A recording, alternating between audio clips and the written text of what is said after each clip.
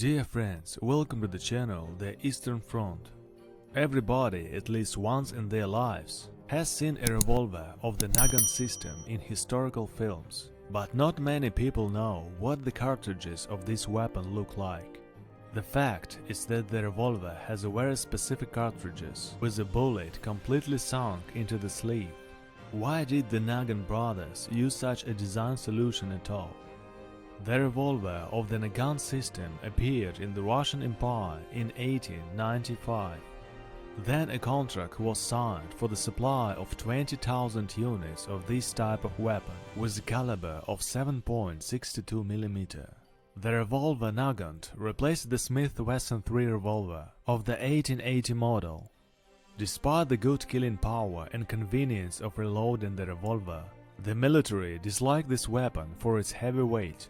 It was believed that a pistol was a weapon that would be used only in rare cases, and therefore a light revolver should be more practical than a heavier one, even if its killing power wasn't.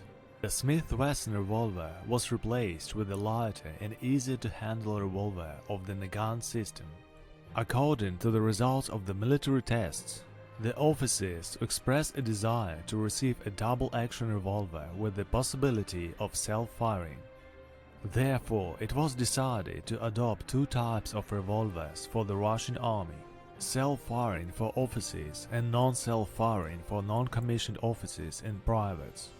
The Russian Empire also acquired a license to manufacture 7-shot revolvers at its factories and plants.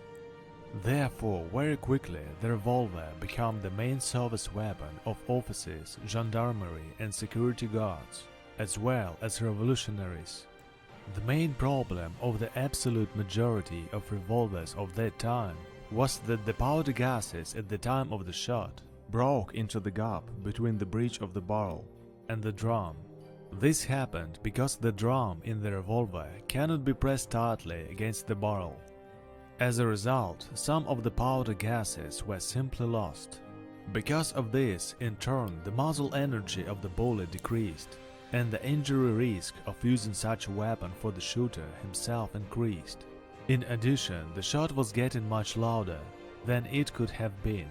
One of the first to solve this problem in the revolvers was the Belgians, at the Emile and Leon Nagant Arms Factory.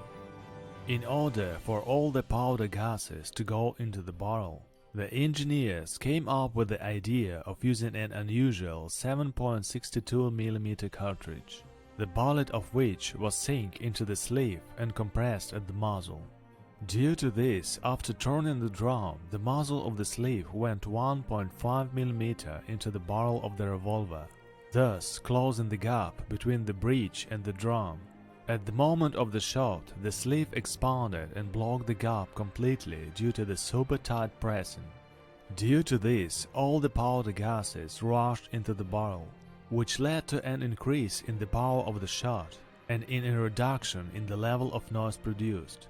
Despite the fact that the revolver was inferior to new models of pistols by the beginning of the World War II, the Red Army adopted an officer's version of the Nagant. Even after the TT pistol was adopted in 1930, the production of revolvers continued.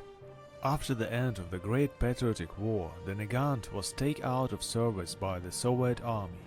Dear friends, that's all for today. It was Tim and the Eastern Front channel, and as usual, I wish you peace and health. See you.